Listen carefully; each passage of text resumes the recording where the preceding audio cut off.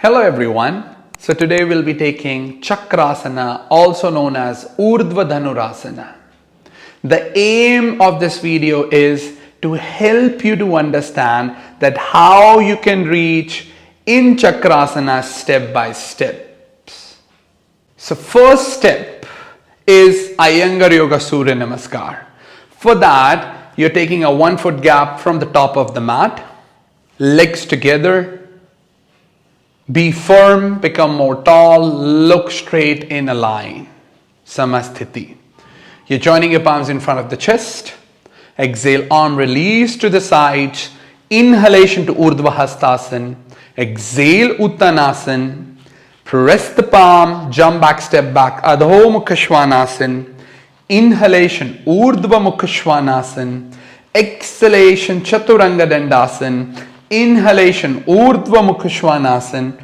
Exhalation, Adhomukha Svanasana. Step forward, jump forward, Uttanasana.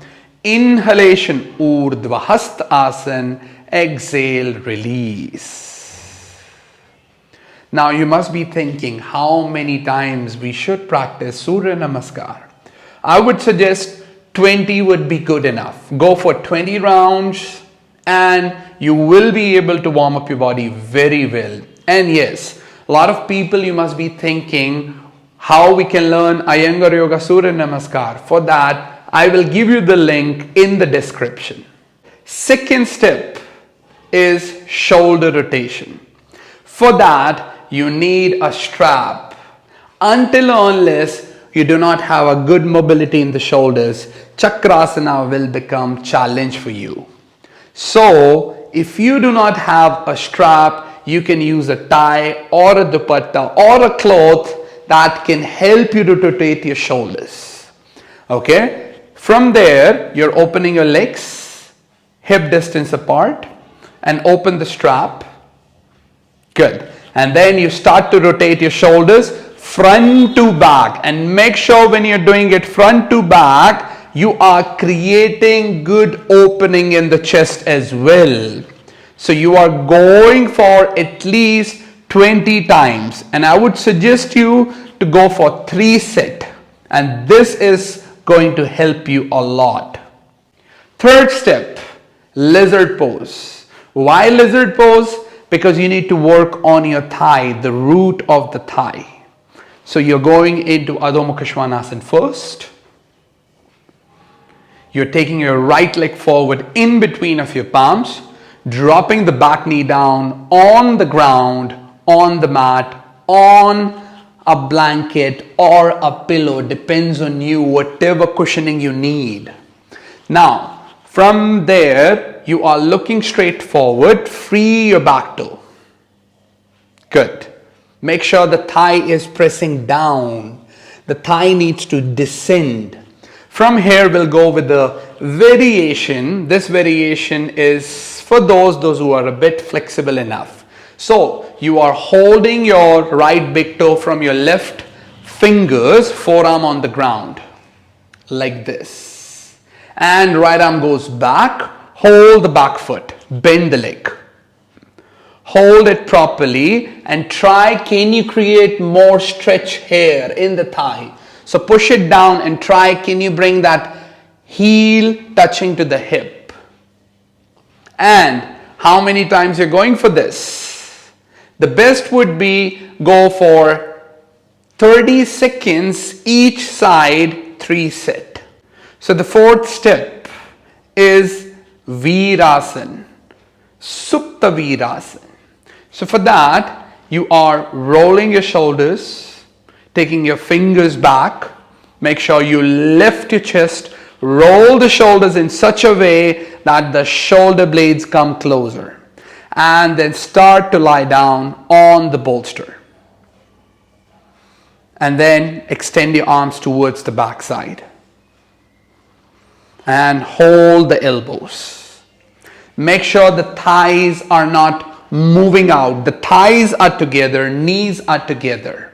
Look, for some of you, you need more height. Depends on the flexibility. So you can increase 2 pillows. You can increase a bit height. And sometimes some people are flexible enough, they don't need a bolster. You can do directly on the ground. And how much you're doing this? You're staying here for at least 2 minutes. 2 minutes and 3 times. So almost 6 minutes you are doing this. So the next step, we are taking Urdhvamukha Svanasana, Adhomukha Svanasana. For that, you're going into downward facing dog, Adhomukha Svanasana. This will be a dynamic movement for your back, for your thigh, overall. So you're going for Urdhvamukha Svanasana, tucking the toes in. Adhomukha Svanasana, bended legs. Inhale Urdhvamukha. Exhale Adhomukha Svanasana. Inhale Urdhvamukha Svanasana. Exhale Adhomukha Svanasana. You are doing this continuously for 15 times, 3 sets. So that is around 45 times. This will really help you to work on your back, work on your chest, work on your lower back, work on your thighs so much. One of the most important step in Chakrasana. So the final position is Chakrasana, UrdhvaDhanurasana. For that, usually you've been practicing simply lying down on your back and lift up to Chakrasana, right? So we'll give you a different variation. So you're taking a horizontal bolster. You are lying down on it. Make sure your head comes down. So move back and bend your legs. I want the heel and the knee to be in a line. And then the shoulders are moving back. Extend the arms first towards the back side. Take your palms under the shoulders. Make sure the fingers are facing towards the heel. Fingers are open, thumb is open. Press the foot down firmly on the ground. Lift your thigh up. Stay here first, like a Setu Bandha bridge pose. And then shift the body weight more to the arms. And then lift up to Chakrasana, UrdhvaDhanurasana, tucking the toes in. And stay here. Breathe. Normal breath. And you are walking forward from the foot. And just landing from where you've started. Come down. Relax. Baddha Konasana, legs. Arms to the sides like Shavasana arms.